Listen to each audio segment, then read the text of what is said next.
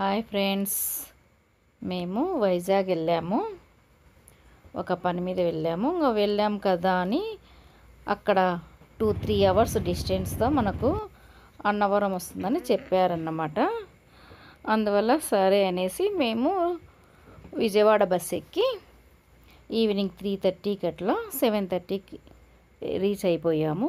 6:30, 7 మధ్యలో వెళ్ళిపోయాము అన్నమాట అన్నవరము సత్యనారాయణ స్వామిని దర్శించుకోవడానికి. ఎప్పుడు టీవీ సీరియల్స్లలో, సినిమాలలో అన్నవరం సత్యనారాయణ స్వామి అని చెప్తుంటే వినడమే తప్ప చూడలేదన్నమాట. ఫస్ట్ టైం మేము చూసాము. కర్నూలు నుండి వచ్చామన్నమాట. మేము ఇక్కడ ప్లేస్లన్నీ చాలా కొత్తగా ఉందన్నమాట.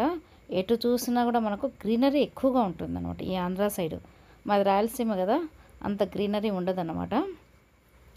7:30 అయింది స్వామి దగ్గరికి వెళ్ళాలకు. ఫస్ట్ టైం చూసాం కాబట్టి మాకు ఎక్కడ ఏమేమి ఉండేది తెలియదు.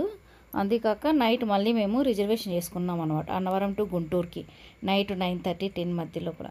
కాబట్టి ఓన్లీ స్వామిని మాత్రమే దర్శించుకొని, అన్నవరం సత్యనారాయణ స్వామి ప్రసాదం చాలా ఫేమస్ అని కూడా చెప్పారనమాట.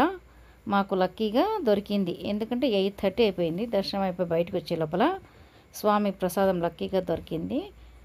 ప్రసాదం తిన్న తర్వాత ఆ చుట్టుపక్కల ఏవైనా చూడడానికి కానీ ఏమైనా ఉండడానికి కానీ నైట్ అయిపోయింది. మళ్ళీ ప్లస్ మాకు రిజర్వేషన్ ఉన్నందువల్ల మేము ఇంకా మళ్ళీ కిందికి వచ్చేసి అక్కడ బస్ స్టాండ్ దగ్గర దోశ తిన్నాము. మళ్ళీ మా బస్సు కోసం మేము వెయిట్ చేసామన్నమాట. కానీ అన్నవరం సత్యనారాయణ స్వామి దర్శనం మాత్రం మాకు చాలా బాగా జరిగింది. ఫస్ట్ టైం వెళ్ళినా కూడా చాలా మంచిగా అనిపించింది మాకు స్వామి దర్శనం.